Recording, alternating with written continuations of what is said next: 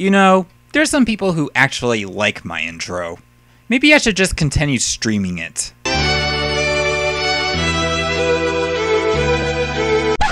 Ha! Gotcha!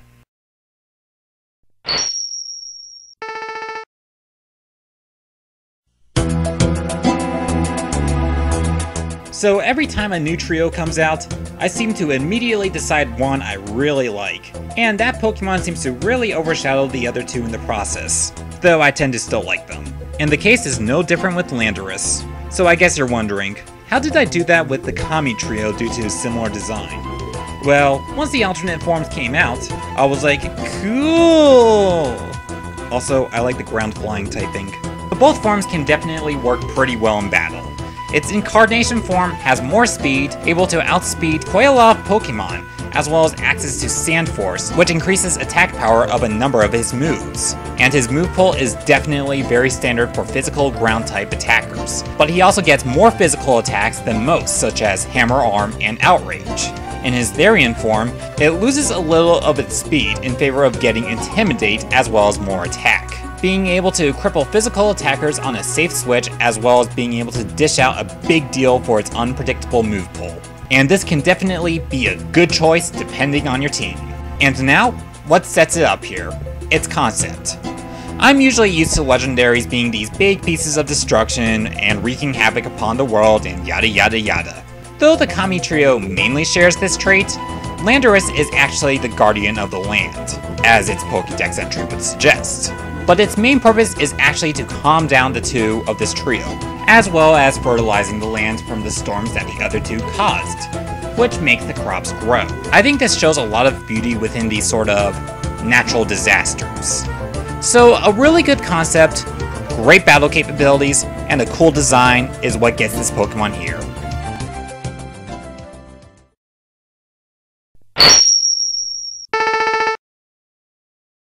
So you're talking to a non-Pokemon fan.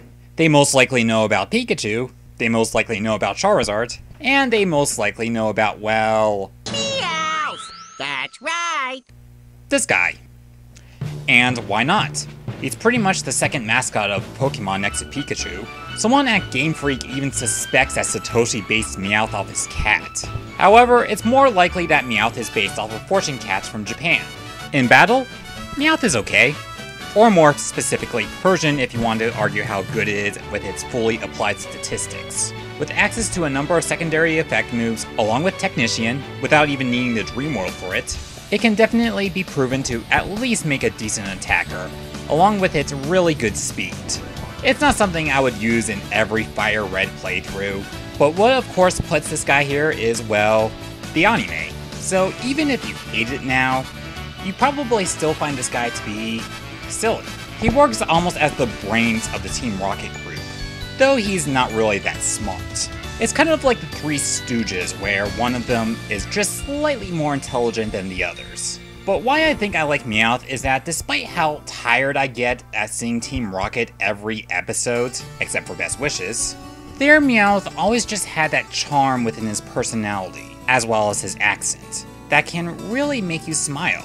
It's one of those odd sensations I can't really describe.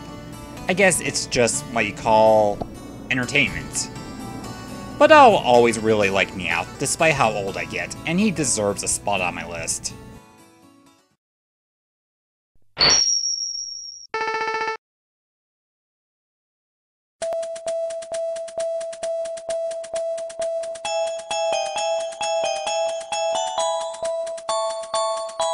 Cresselia is definitely a very beautiful Pokemon, isn't it?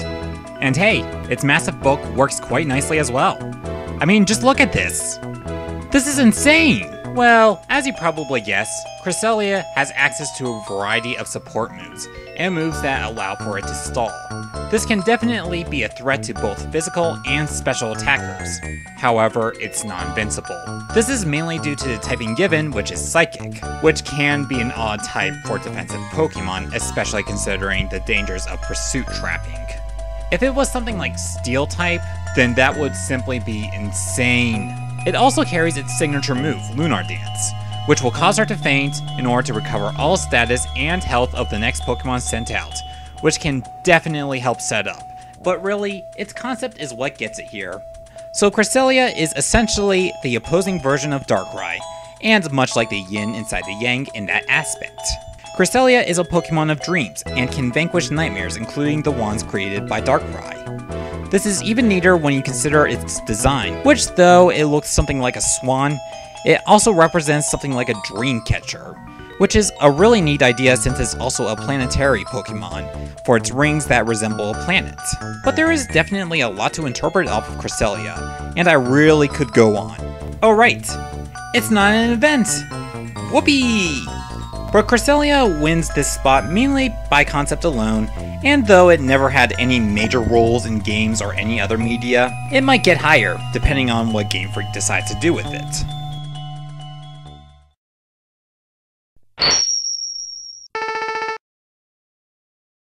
So from a previous list, I think I came off as a guy who didn't really like water types in general.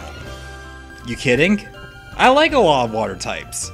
Yeah, I do get a little annoyed that people overestimate them, thinking that they can cover their weaknesses just because they carry a non-stab ice move, and are pretty good in statistics. But most are just so ordinary, with ordinary moves.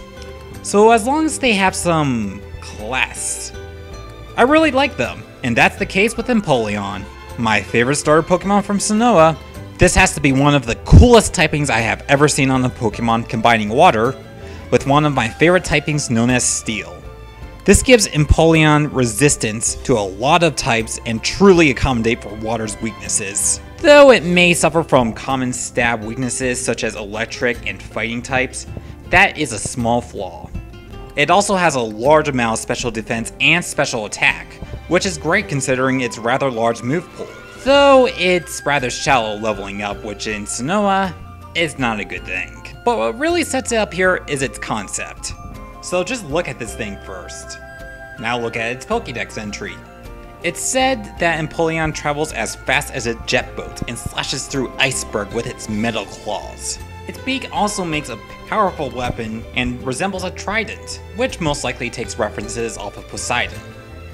Game Freak, this is awesome! And now, to end off with a joke. You remember Titanic?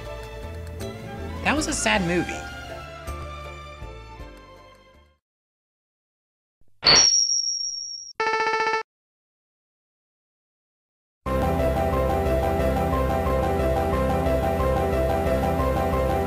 And we finally approached the first cover legendary on the list.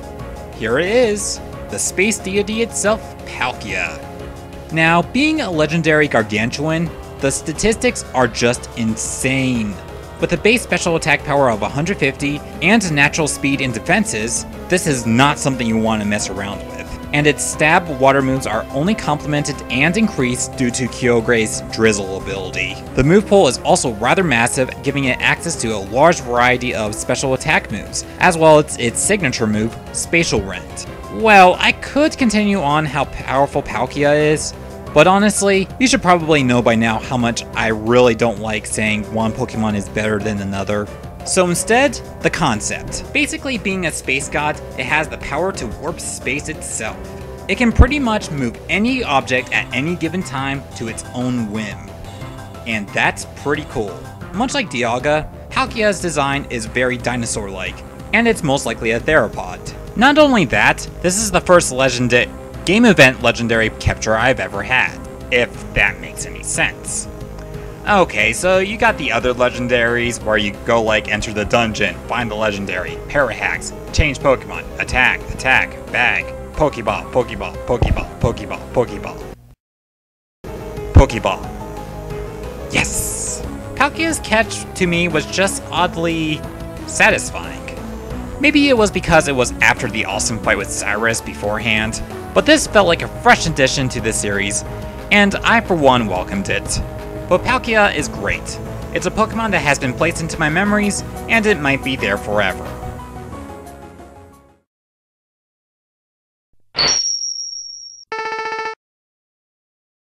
Alright, by raise of hands, who thinks Game Freak is running out of ideas? Put your hand down, cause you're full of crap! So skipping right over to concept, Rotom is basically an embodiment of plasma energy that works as a motor battery for various household appliances. What's the kicker? Well, it's actually a ghost, or more clearly, a poltergeist that takes over household appliances in order to cause pranks. I love ghost types, don't you? Anyway, Rotom has multiple forms in the shape of these appliances, all changing the typing of ghost to various elements. These elements also teach Rotom a different move on each one, so it's basically a gimmick that actually did more than just be a gimmick. So how does it fare in battle? Well, to put it brief, it has really good special attack power along with really good defenses. Not really much of a natural bulk, but nothing that a little bit of EV training can't cure though. However, it's tough for me to say it's just roll on your team, mainly because the options definitely show, and that's no joke. If I discuss every little thing it can do, I think it's safe to say that this list will keep you from doing whatever job you have. But if you're watching this video, that means you probably do want to waste your time. So therefore, your mind is already implanted with the possibilities you can have using Rotom, and I have officially killed some of your brain cells with terrible logic. Next number?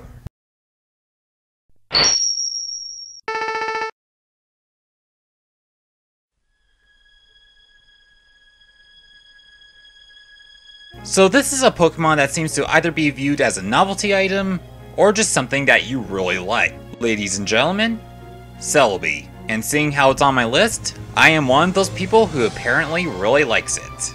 So battle capability wise, it's a lot like Mew, except its typing as well as its move pool makes it feel more specific towards support. Though it has a large amount of weaknesses, I feel it's made up in spades due to the resistances to common stab moves. With access to self-healing as well as recovering your team from nasty situations, it definitely feels very standard for grass-type Pokemon, and once again making the possibilities near unlimited to its potential.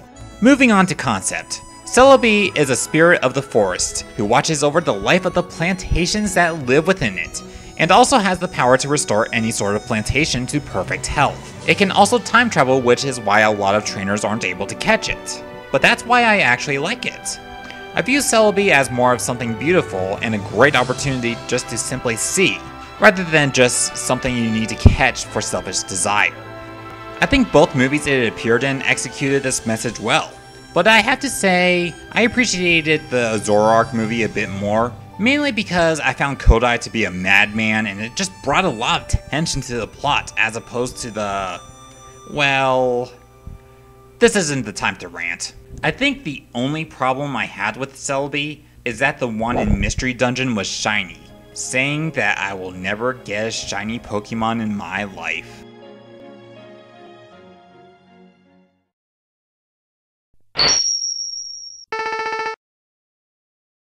Oh yeah, let's take a break from legendaries and go back to Gen 1. Well, technically the reason this Pokemon is here is because of Gen 4. Wigglytuff, everyone!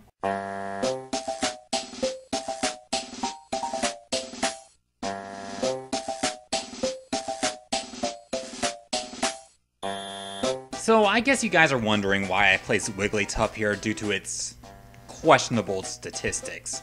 Look, the bulk can be very helpful, but what cripples its capabilities is that, well, it's a freaking normal type!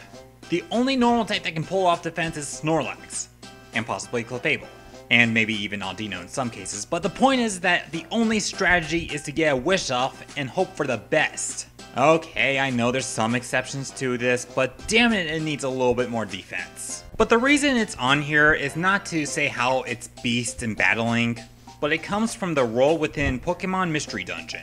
It plays the role as the guild master of the guild you join at the start of the game.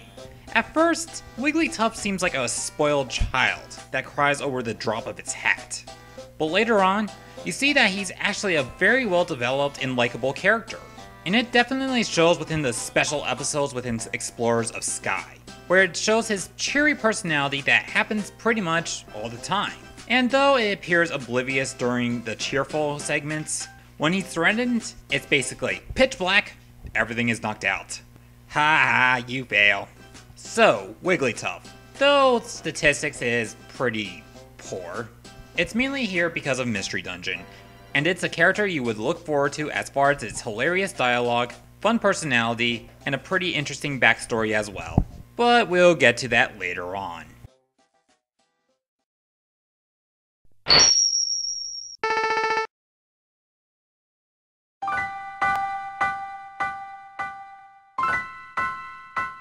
So, I think I'm kind of mixed on the Gen 4 roster. Talking about the evolutions, I feel if the evolution was done right, it was done right. And that's the case with Tangrowth for me, only requiring ancient power to evolve. So what sticks out to me is its great battle capabilities. Just look at how these stats are distributed. With access to moves that can recover itself, and a really high defensive power, as well as the new ability it has, Regenerator, this thing will ensure to just about wall any type of physical attacker, with only powerful stab super effective moves being your only options at that point.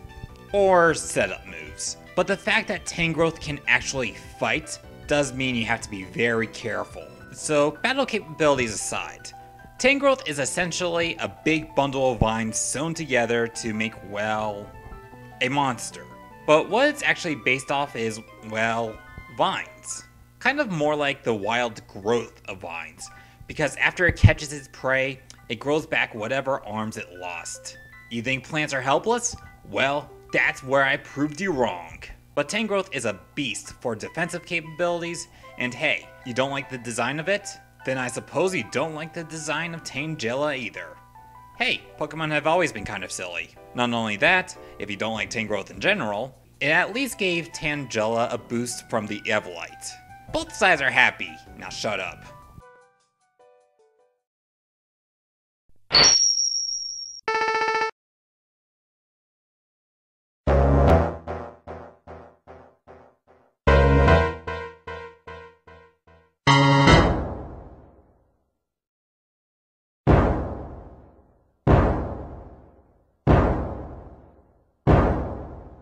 So yeah, you kind of predicted for this one to come eventually. So I'll start with this.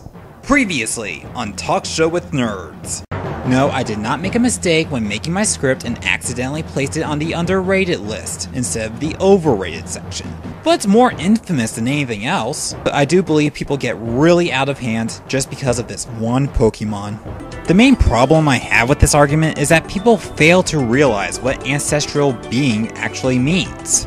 In reality, they're two completely different things and not comparable. And now, for your conclusion.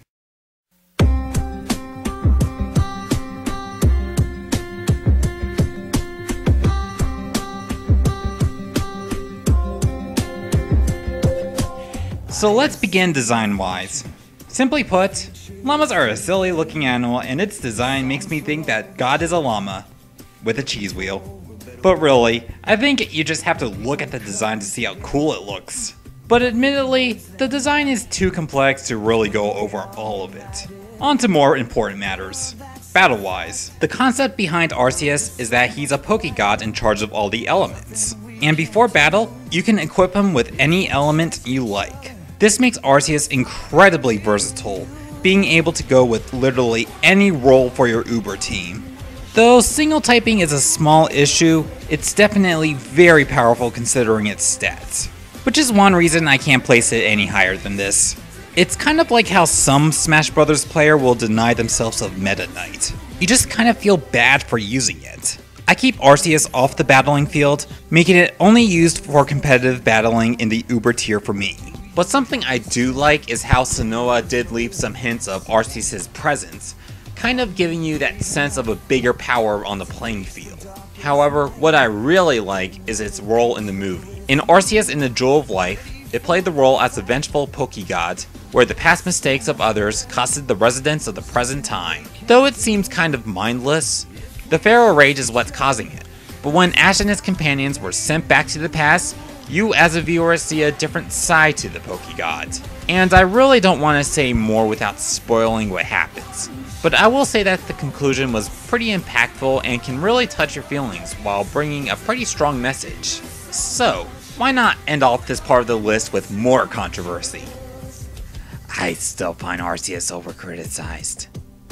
And I still like both of these Pokemon.